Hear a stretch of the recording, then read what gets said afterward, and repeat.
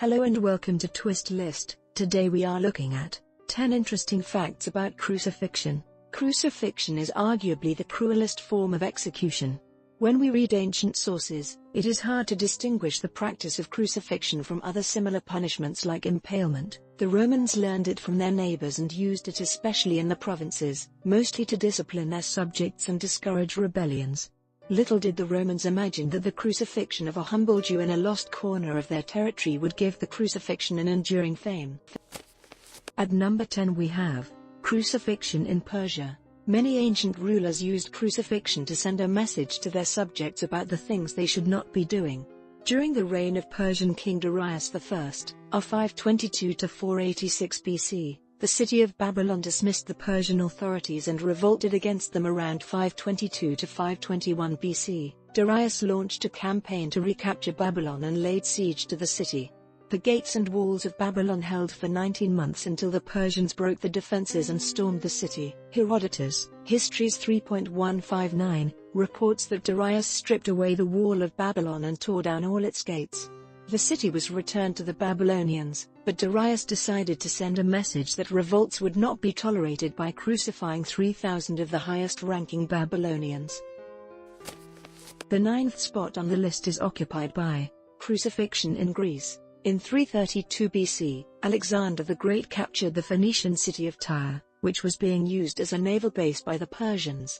This was accomplished after a long siege that lasted from January until July. After Alexander's army broke the defenses, the Tyrian army was defeated and some ancient sources claim that 6,000 men were killed that day.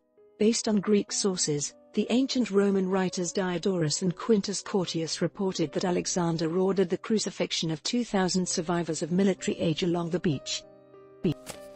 Number 8 on our list is crucifixion in Rome. Crucifixion was not a general form of capital punishment under Roman law.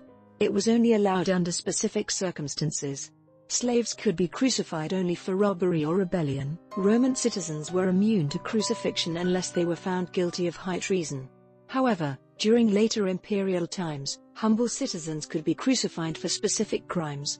In the provinces, the Romans employed crucifixion to punish what they referred to as unruly people who were sentenced for robbery and other types of crimes. Metzger and Coogan 1993, 141 to 142.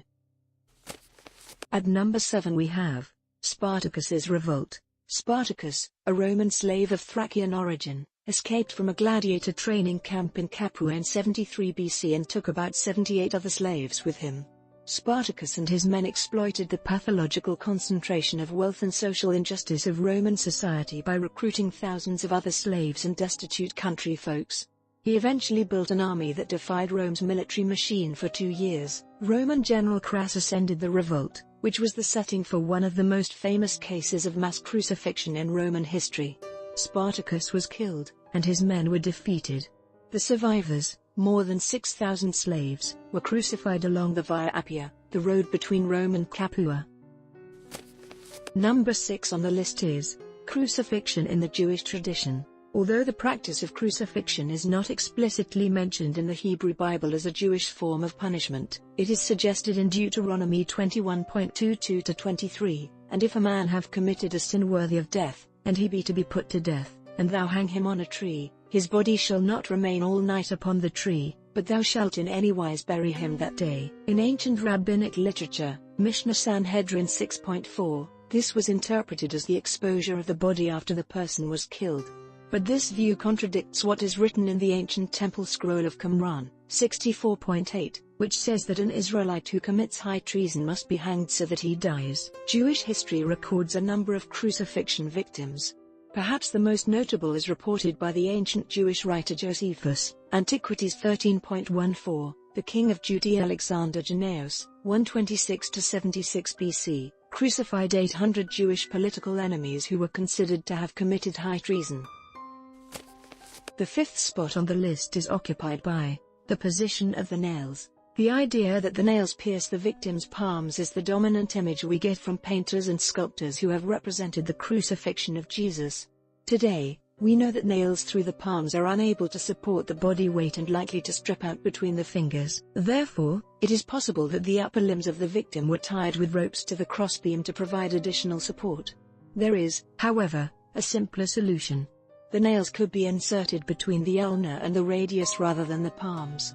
The bones and tendons of the wrist are strong enough to hold the weight of the body. The only problem with piercing the wrists is that it contradicts the description of Jesus's injuries in the Gospels. For example, in John 24:39, it is stated that Jesus had his hands pierced. Many scholars have tried to explain this contradiction with boring and predictable claims about errors in translation. The reality is that none of the authors of the Gospels had been direct witnesses of the events.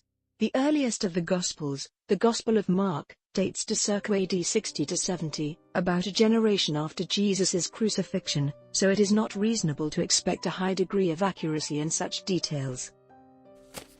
Number 4 on the list is Roman method. There was not a standard way of conducting a crucifixion. The general practice in the Roman world involved a first stage where the condemned was flagellated. Literary sources suggest that the condemned did not carry the whole cross. He only had to carry the crossbeam to the place of crucifixion, where a stake fixed to the ground was used for multiple executions. This was both practical and cost-effective. According to the ancient Jewish historian Josephus, wood was a scarce commodity in Jerusalem and its vicinity during the 1st century AD. The condemned was then stripped and attached to the crossbeam with nails and cords. The beam was drawn by ropes until the feet were off the ground. Sometimes, the feet were also tied or nailed. If the condemned was able to endure the torture for too long, the executioners could break his legs to accelerate death.